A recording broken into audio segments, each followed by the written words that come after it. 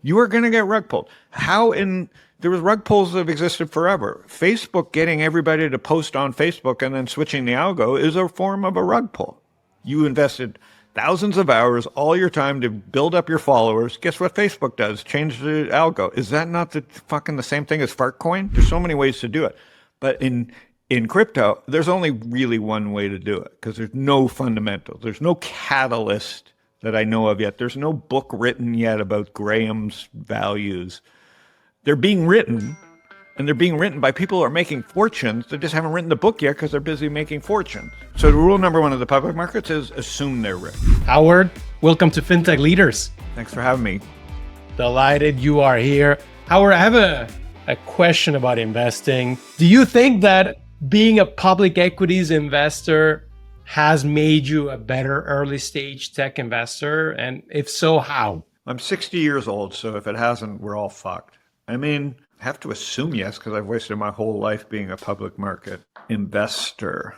So, and investing in what is the idea that I think I was right because I wouldn't have believed in Robinhood and eToro and StockTwits and Wallstrip, all the things that Alpaca, FinChat and Koifin and Y-Charts. So I think every part of me has really enjoyed, for all the nonsense involved in public markets and what's wrong with it, it's really an incredible freedom to be able to blow your brains out in the market, buy a meme coin in 2024, fart coins at all-time highs, and Tesla's at all-time highs. So it's like, I don't know anything, but I do know that watching prices, having liquidity, and being able to truly test your skills against everybody in the world in real time is the ultimate game. So yeah, public markets may not be for everyone, but it's a shame that not everybody is exposed to it.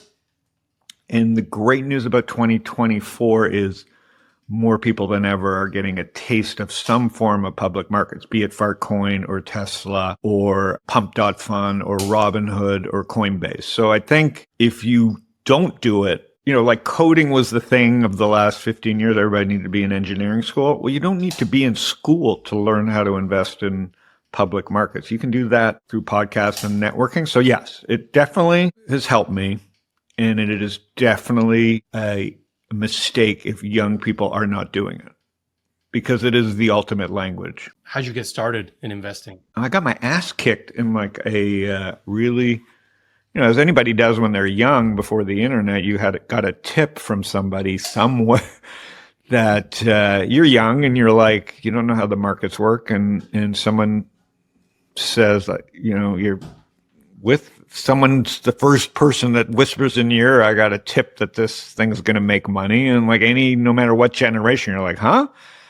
And now when I did it 40 something years ago, it was a lot of work to go from hearing a tip to buying that stock. That stock happened to be a company called Clearly Canadian, which was probably the liquid death, or Celsius. Celsius was the hot stock last year, a drink company. It was probably the Celsius of the 1980s in Canada that I quickly probably bought at the top or near the top and then went to zero. And I didn't know what I was doing or how to. So, I just probably lost $6,000 or $7,000 on a beverage stock. That's how I was probably 18. But a lot of people, once they get their ass kicked, they don't want to go back and they become afraid of investing. You've done clearly the opposite. What got you hooked to, after getting your ass kicked, go even deeper? It's like asking a hot girl out on a date, right? You get your ass kicked and you're like, do you want to go do that again?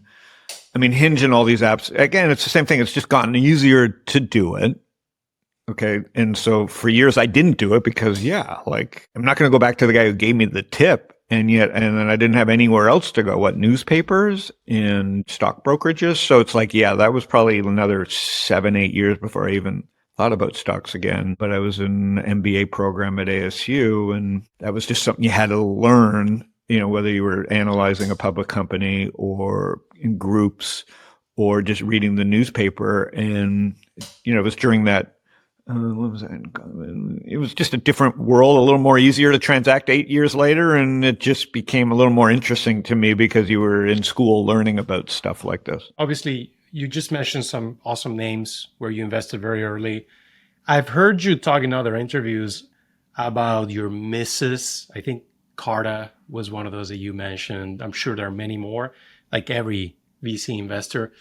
When you're rejecting an idea, is it mostly because of the founder or because of the idea that you don't believe in? It's generally the founder, right? Like it's on me, right? Like the key is it's like the greatest hitters in baseball are only, it's a very individual game. You get pitched. So just like baseball, you get pitched. There's great pitches and there's bad pitches, and then there's great pitchers that throw bad pitchers that make you swing.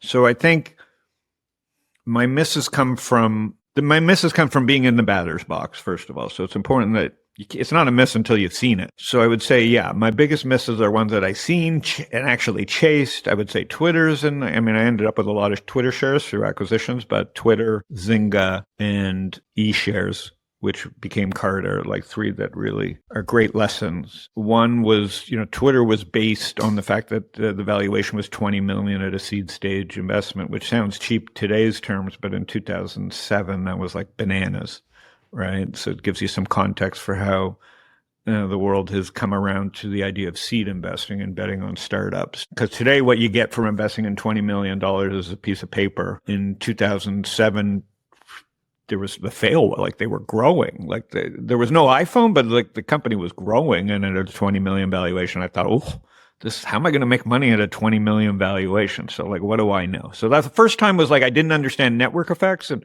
even though I was introduced to the deal by a friend, Fred Wilson, and even though I liked Twitter, I couldn't mentally do the math of how I could make money investing at a 20 million valuation. That's how far we've come since 2007 in network effects and social networks and AWS and the iPhone and now AI. Like, what an idiot I am. And then the next one was Mark Pincus, was Zynga, which I was right there at the beginning. We were actually taking a piss together at another meeting. Like, we were in the bathroom. He was mumbling about how upset he was about a deal that we were just on a board of a company that we were working on. He was like, this company's doing it wrong. I'm going to start Zynga, name it after my dog. Are you going to invest? And we were literally in a bathroom, and we're fixing a window at that. So we were literally at a bathroom in New York, and I'm like, fuck this guy. Like, I'm not making a decision while we're taking a piss. And Mark is really an interesting cat. I just was like, okay, I'm in. Send me the paperwork, hoping that he would never remember that I said I was in. And, about 3 months later, no paperwork came. And about 3 months later, Fred Wilson, who's a legendary investor and friend of mine and a mentor, the same person I had passed on Twitter with, was Fred. And Fred called me, goes, hey, we're going to lead the Zynga round. This is 3 months later after our bathroom encounter. And he goes, we're going to lead the Zynga round. And I'm like, yeah, I'm in. Like, send me the paperwork. And I got the paperwork. And in the bathroom, we had agreed on a 3 million valuation, which is what the norms of the time were, not Twitter's 20 million valuation. And I got the paperwork from Fred, and it was a 20 million valuation. And I called Fred, and I go, fuck off. I'm not doing another, $20 million value. I think that $100,000 would have been worth 10 million. At one point. So I turned that down. The old bathroom turned down. And then the other one that I missed, again, just all on me, was Henry at eShares. The deal came through AngelList, and I had this great thesis, which included Carta, what it's become of like wealth management. I had invested in AngelList and eToro. I hadn't yet invested in Robinhood, and I had started StockTwits. So we were seeing a lot of deals, and it always struck me that to truly compete with Schwab in E-Trade, that you needed to know the cap table, like the way the Goldman Sachs, the way I was thinking about, not Henry at the time, the way I was when he pitched me this, I'm like, okay, this is cool. Like, to know where the cap table is genius, because if you control the cap table of thousands of startups and know where all the data is, you can send in the troops when a company is successful and get all their stock and control like the wealth management part of that business. So that's how, when I got pitched Carta, that's how I thought about it. Henry didn't really see it as far away as I did. and couldn't quite close me. So that one's on me. Henry just couldn't get me over the finish line of like what their strategy was versus my vision. And even today, like they're not doing what I think they could do. You know, Schwab and Goldman and E-Trade still have that business of like being the wealth manager business. I think they've been around the hoop, but it's not native to Henry. And what they built is a great enterprise cap table company. So I was wrong, right? I would have made hundreds of millions of dollars. But the lesson there is, you know, I just overthought. The price was right. He was raising money at a 4 million valuation. So it was just a complete miss by me. And even though they haven't executed on what the idea I thought should be. So those are 3 different examples. I have many more. I know another Howard that passed on Twitter at 20, and that's Howard Morgan. Oh, Howard's an LP of mine and a friend. So Howard, I didn't know that. Yeah. He came to our summit, annual summit from Gilgamesh Ventures, and he told that story on stage. But he also said something that you've mentioned. Well, he's a legend. Like, yeah, he's a legend. Like, the whole point is, are you at the plate? And Howard's always at the plate. He's 79 right now, and he continues to be at the plate. But yeah, he said the sin is not passing on a company, because if you pass, that means you were in the batting box, like you've mentioned.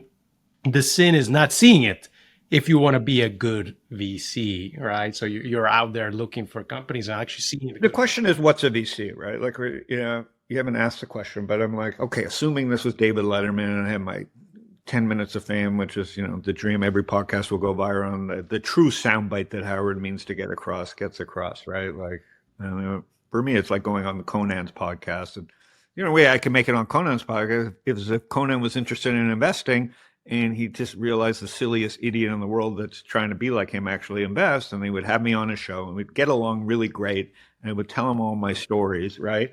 But the most important story is I don't know what the hell I'm doing. Like, the reason Larry David's so popular as a show and all the, you know, is he's still like, it's just, he has no ego about things. He's just going through life, and he has his own fashion style. He has his own way he speaks to people. He has his own way he conflicts with people. And it relates to, even though it's so strange, it relates to so many people. And I think that's the most important thing about investing is there's no one way to do it, yet everybody tells you they're the best, right, at doing it. And they confuse being a bull market, which is what technology has brought to the world because of margin expansion for software and scale, and thinking that they're, you know, everybody thinks this, oh, I got to follow this one person or this one strategy. There's millions of ways to do it. It's really just kind of open to anybody to get involved, but it ain't easy. Like, it's easy to write a check. It's easy to buy a stock. What's really hard is, you know, how long do you hold it? You know, how actively are you involved in this thing, and how do you sell it? And then how many should I own, right? What's the position sizing?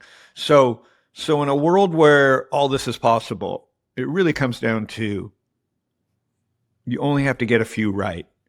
So you really have to learn how to ride your winners and truly, you know, get the right position sizing in for your winners, because you're going to be wrong a lot. And it still is a great business, even though you're wrong a lot. And so I think there's so many false prophets because we've been in a bull market for so long. And the idea is just to start doing it. And I think that goes back to like public markets. The easiest way to learn how to invest is in the public markets. It may not be the sexiest. It may not be what you consider to be the realist way to do it, but it is an incredible way to like mix it up and get punched in the face and also celebrate some wins. And it's not as hard as everybody thinks. So it's kind of a shame that people aren't doing it. I know you follow trends, many trends, just as a way to invest for you, and investing is changing, right? At least a little bit. You know, what does the degenerate economy mean for you?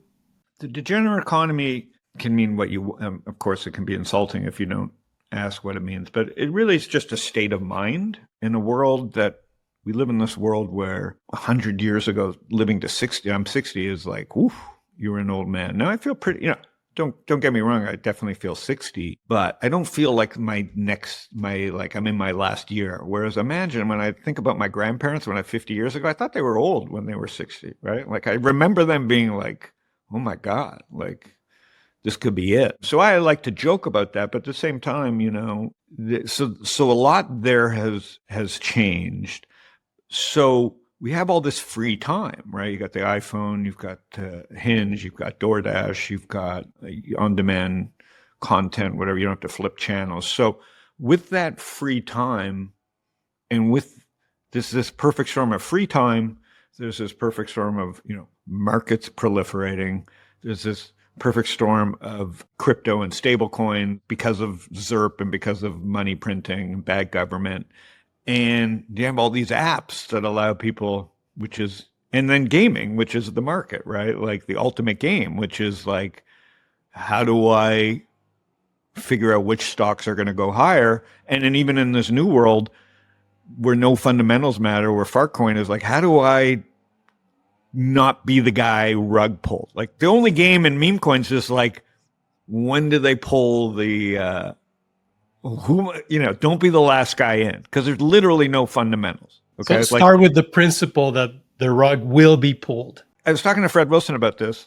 Like we had breakfast and it was like, Fred is a master at he's an MIT, he's good guy, he's family man, he's great venture capitalist, technology. I'm technology last, he's technology first. He understands things that most people don't understand. And he's loved crypto and meme coins. Again, a lot of MIT people don't. Like it's really a controversial subject to so many people. I think it's great. Controversy is markets. But he was like, the only rule of crypto is there are no rules, which is like, don't get rug pulled. Like, guess what? You are going to get rug pulled. There was rug pulls that have existed forever. Facebook getting everybody to post on Facebook and then switching the algo is a form of a rug pull. You invested thousands of hours, all your time to build up your followers. Guess what Facebook does? Change the algo. Is that not the same thing as Fartcoin? So people need to mentally get over what a rug pull is, what the markets are, and who is the market maker. And you can get smart at this stuff. You can know where all the wallets are. Some of these people know how to trade these markets because they know where everything lies. And that's the beautiful thing about people that are taking this seriously. They have an edge because they live on Discord. They live on the internet all day. They understand how to read wallets and these things. And they also have a big social network and they can manipulate the market. So we have two worlds. We have this institutional world, which is stronger than ever. Goldman Sachs, Morgan Stanley are all-time highs. Berkshire Hathaway at all-time highs. Railroads at all-time highs. Everything old is at all-time highs. Institutions have never been stronger. Forgetting Columbia and Harvard and that stuff, which is, a different story. But the money institutions have never been stronger. There's Argentinian banks right now. Argentinian banks making all-time highs. Okay. How is that different than a meme coin? Who trusts Argentina at this point? Let alone with inflation. So I'm saying there's institutions at all-time high and there's Fartcoin at all-time highs, meaning the silliest, stupidest thing that you can think of is trading at all-time highs. And guess what? It is because everybody's in on the game. They just think the rug pull won't happen on them right now. So it's just a game of wits at this point. And I think it's funny. So it's not for me. Don't think I'm trading Fartcoins. I wish I had, but because I don't understand the game. If I feel I don't understand the game, then I'm the sucker in the room. So I don't play poker. I just don't want to count cards and I don't want to read other people, right? I read price. And so that's what makes the markets great. There's so many ways to do it. But in crypto, there's only really one way to do it because there's no fundamentals. There's no catalyst that I know of yet. There's no book written yet about Graham's values. They're being written, and they're being written by people who are making fortunes. They just haven't written the book yet because they're busy making fortunes. So the game of meme coins is like Fred says, don't be the sucker. That's literally written in code by anybody who talks about this. There's no serious persons that can admit that is going to argue with you over that. And yet people are coming to do it. So I think it's fantastic. I just think know the rules. And how is that? How is that? I mean, I think it's better than the lottery. The odds may be lower than the lottery, but the lottery is rigged in many ways. Like everybody's taking a cut before the actual user gets the cut. And it's truly a tax on poor people, the lottery, because that's who buys them, versus there's billionaires in the meme coin industry and there's thousandaires in the meme coin industry. It's really an open network. So the degenerate economy covers all that. The degenerate economy is my son who vapes. I wish he didn't. My son who gambles. My daughter who trades crypto. Because we all have time and we're all talking and we're all trying to make a buck. And the most liquid place in the world is the markets. So everybody's got time to be a degenerate. And so I say it in the most kind, thoughtful way, not the Web2 degen NFT way, laser eye way. When I say degenerate, I mean it in a cynical yet loving, funny term, which is from betting on a golf course to settling a bet on Venmo to trading who's going to win the presidency and guessing stuff on Polymarket. You are a degenerate, but not in a bad way. There's many good ways to be a degenerate. And so it's this whole economy from dating. Like my son is dating a girl. He doesn't have $1 in his pocket, yet he's in London with a girlfriend in London. I mean, he's a degenerate. Like, who could pull that off? You couldn't pull that off in the 70s and 80s. You had to have a car. You had to have a job. You had to have something going for you. My son has nothing going for him, and yet he's dating a British girl, right? And they're both happy because they know enough about, they know the stakes of it all. So it's fascinating world. How's regulation going to change that? I mean, the public markets are heavily regulated, yet I've heard you argue and say that, hey, they're still rigged. You just got to know that. Yeah, they're rigged. So rule number one of the public markets is assume they're rigged. Otherwise, you'll wake up every day mad at Elon Musk and mad at Goldman Sachs. And I've been there, Best Buy. I grew up. Anybody who enters the public markets, assume you're going to get mad. Because guess what? It's rigged. Elon Musk has broken every securities law that was written. So I don't know. Like, it still doesn't make me not want to invest. I just assume that I'm the sucker in the room if I own Tesla or anything that he's involved in, right? Because I feel it's more of a story versus a fundamentals. Doesn't mean I'm right or wrong. It's just certain things that I believe and, around certain companies. But it is definitely rigged. But because of how America is structured and the markets are structured, driven by profits, right? Until that changes, right? Like, if a company is going up with no profits, before meme coins, it couldn't persist. Eventually, you had to deliver on profits or the stock goes down, right? I can't tell you how that works in the crypto world yet, but in the public markets, the S&P 500, it's a momentum-based investing index, but it's driven by companies of size. And you can't be a big company forever without profits. And so it's a self-clearing kind of trend-following model, the S&P 500, based on market cap, that you can pull it off for a little while and get into the index, but you're not going to last in the index unless you have profits. Now, if that changes, all bets are off. That's public. Like, that's the risk. And that's why everybody's trying to keep as much into. That's why I worry about when someone wrecks the integrity of the markets, whether it's Elon Musk or Donald Trump or Joe Biden or Nancy Pelosi inside trading or being accused of it.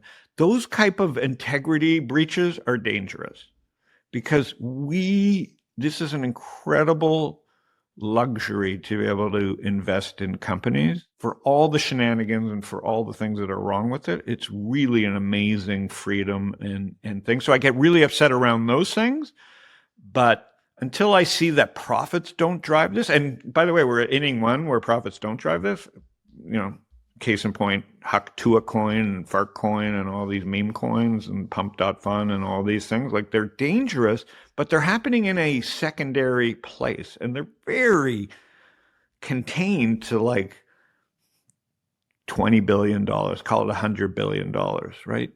NVIDIA is $4 trillion. So you can make fun of meme coins, but like, it's tiny, right? Like it's just, if you added up all the loose change in everybody's cars that are lying on the floor, the hundreds of millions of cars that have $40 of loose quarters and pennies lying around that were printed by the government. You know what I'm saying? It's that's all crypto is. It's like a place for people to not leave their change in their car, right? In this digital world, people have decided for $10 a piece or $1,000 a piece or $1,000,000 a piece, this is where they're going to blow their brains out, and they're not bringing that money back. So we've crossed that chasm, which is another part of the degenerate economy. There's a parallel universe of digital capital being traded and invested that ain't coming back to the real world. And so get over it. The government just not going to be able to get that. And it's better than having that change lying around at the bottom of a car across the country or in your wherever it's lying around in jars. Okay. So it's really almost, I argue that it's like disinflationary to have this going on, right? All that money that would be spent on stupid Porsches and boats that people think is a productive use of capital. Is it? In a world of like, we worry about oil and global warming, maybe people should just lose it on the side, and that just gets taken out of the economy as a tax on people being degenerates. So it's like its own casino. And I kind of think it's better than a regular casino, and I kind of think it's better than the lottery, and I kind of think it's better than people buying useless things, because they're learning how to trade and they're learning how to invest and learning to play something for the ultimate game, which is when they have real capital, they're still going to have to do it in the public markets, because we're talking about like a fraction of what's going on. So the amount of brain time spent on worrying about crypto is silly. That said, once they're making all that money, they are buying the yachts and the Louis Vuittons and going to Miami. Some of them.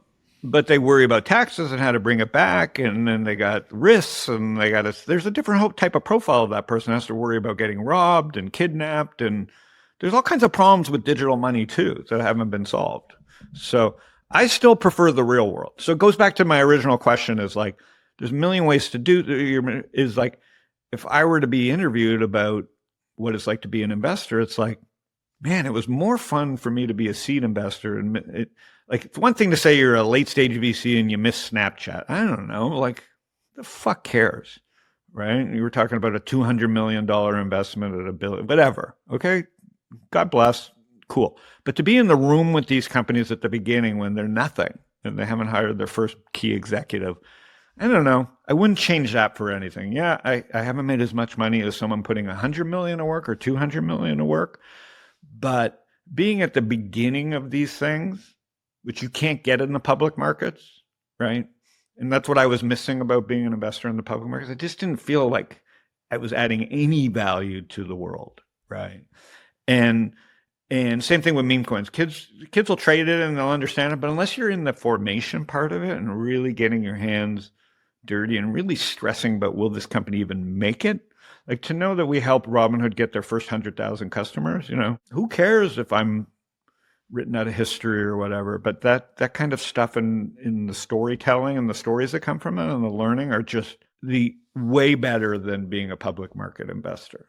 And so the fact that I was able to be a seed investor in a lot of these companies and miss the ones that I missed and have stories about, just like Howard Morgan, that's the sin, is not flexing and like trying out your muscles at all these different levels to truly find where what gets you excited about investing. Because in this degenerate economy, we're headed to an area of an investing class. So all this printing, all this money printing, all this, like, we don't want the market to fail. This money is going to get passed down. Like, do we want my son to, like, I'd probably be upset if my son was a lawyer, a doctor, an accountant in a world where he should be investing, right? How satisfying in a world, and this is where AI may be the final undoing of lawyer, doctors, and accountants, because it was a dumb job. That's what was respected 40 years, 50 years ago, post World War II, doctor, lawyer, accountant was, okay, no, we're not at war. Like, if you're not building and like a professional, you can't even get a mate. right?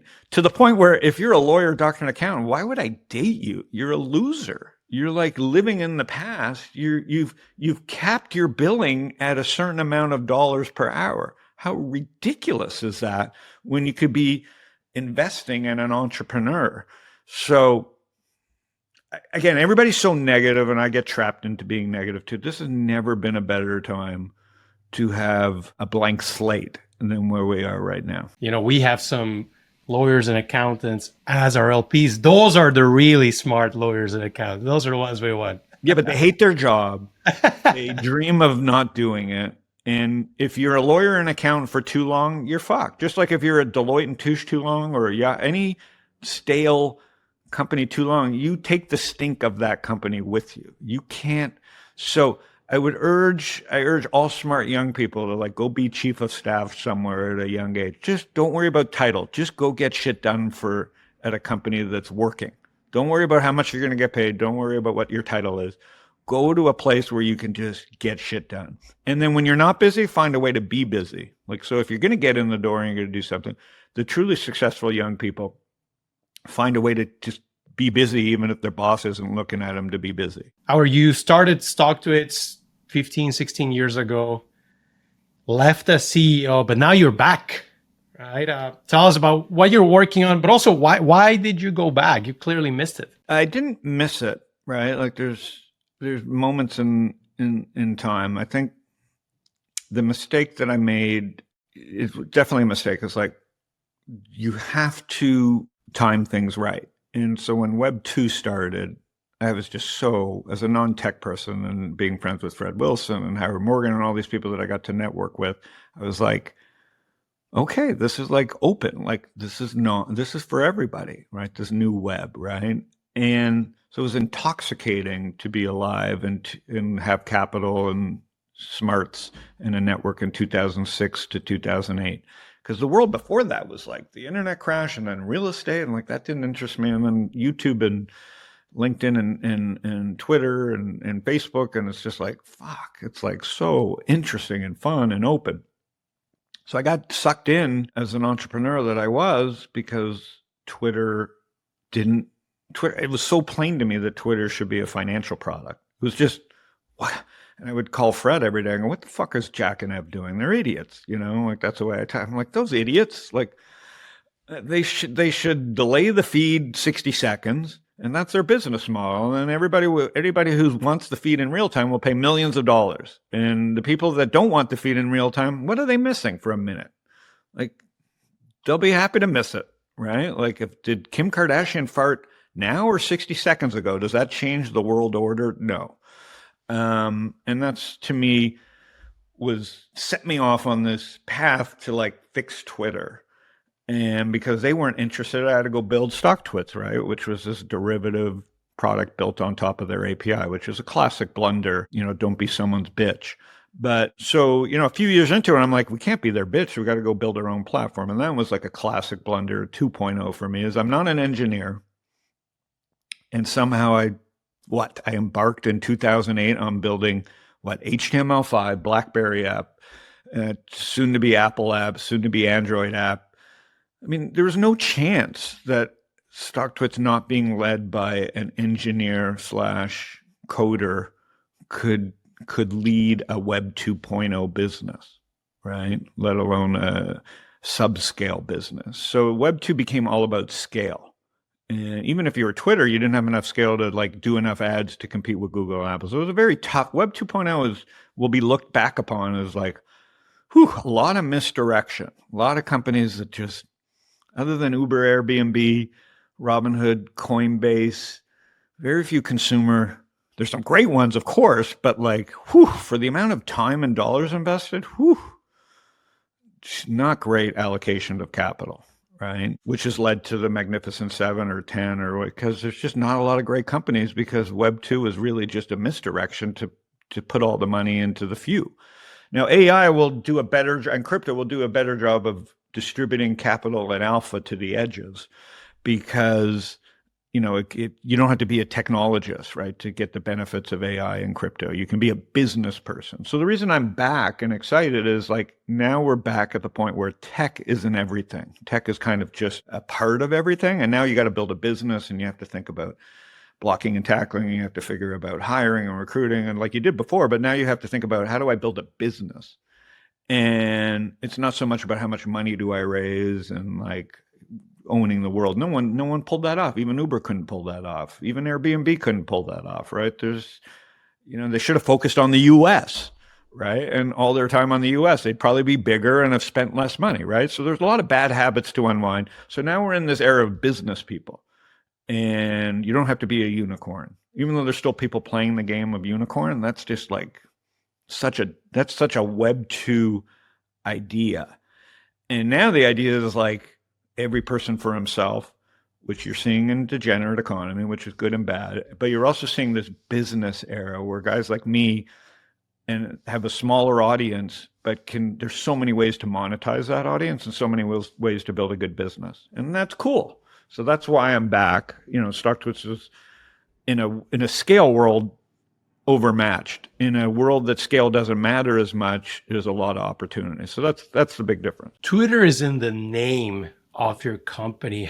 How do you feel about the new Twitter or let's call it X? Well, I don't think much of it. I don't think much of any social network. Like I said, Web 2.0 was a misdirection.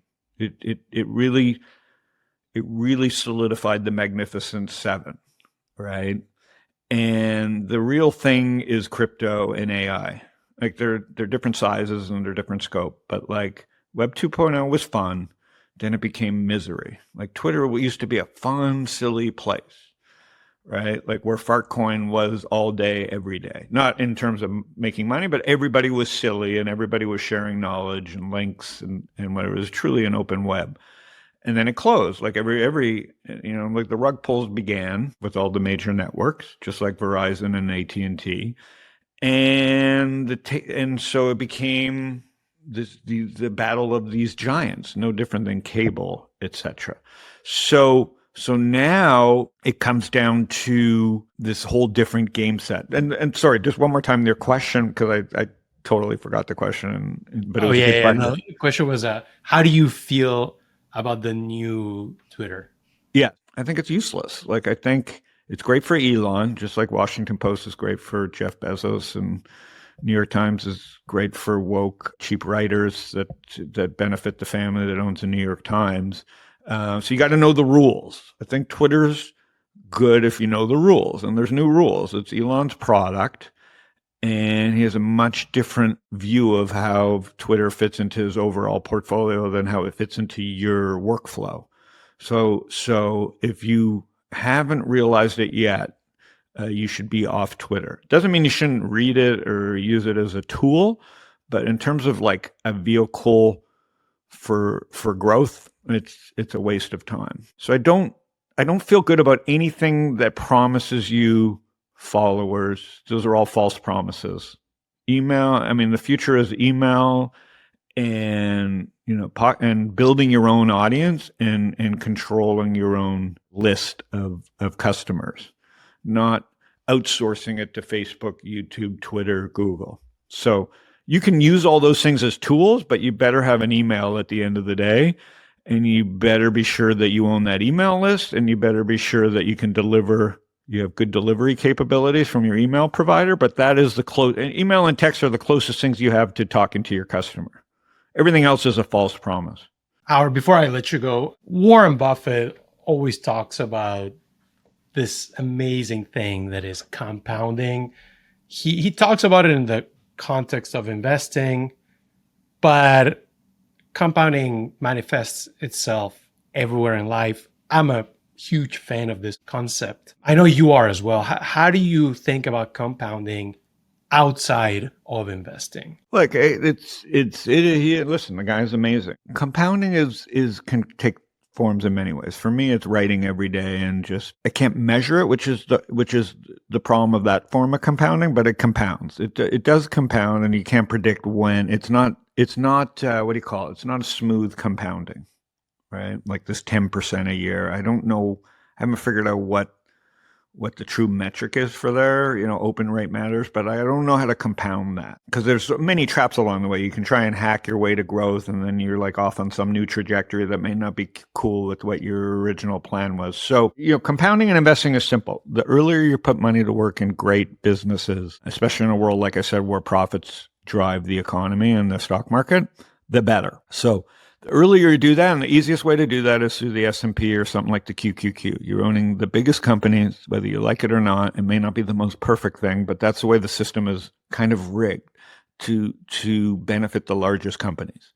Okay. There's other ways to do it, but that's the easiest way to start. And that's how you compound your capital, right? Until the rules change. Okay. And I've defined the rules.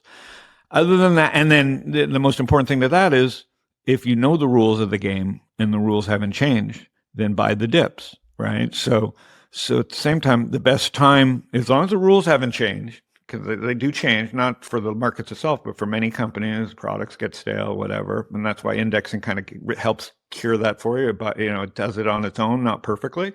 But when there are dips, you should manage your fear and do the opposite of your fear, which is the best time to add, if you're thinking about long-term compounding, is on dips, assuming the rules haven't changed. Now, in life, compounding matters, and in domain experience matters, right? The longer you spend time in an area, especially when you're not getting paid by the hour, right? Because at some point that breaks.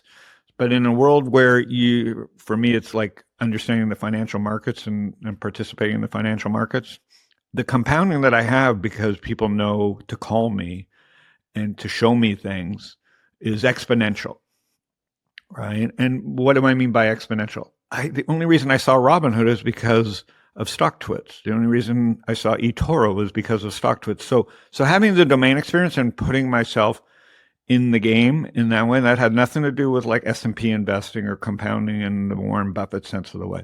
But because I knew my sector or my industry just as well as everybody, and I was participating in it as well, I leveraged that. That's the name of our firm, Social Leverage. I leveraged that, and that led to exponential growth. So compounding is you should take care of in the market. 10% S&P. Quit trying to beat the market. What's wrong with the market? Like, market returns are pretty good. Just let the markets compound. Once you've settled that, and the earlier you do that, the better.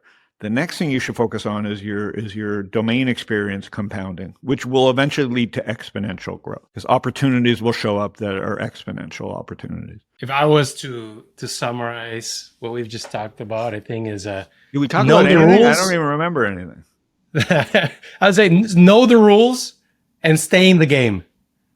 That sounds like Know the rules, stay in the game, keep it simple, start early. Like my daughter, like, stop worrying. There's so many reasons to worry. And if you are a worrier, take a drug.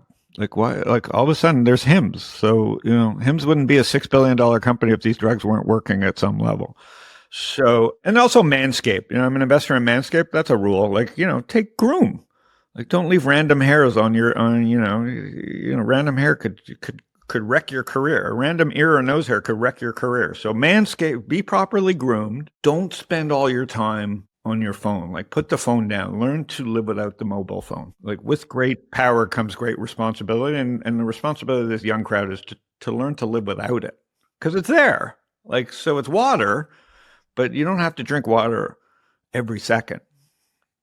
Stay hydrated and know what's going on, but you can probably do it on 10 minutes a day and live without your phone for 23 hours plus. I think so. Do you read books?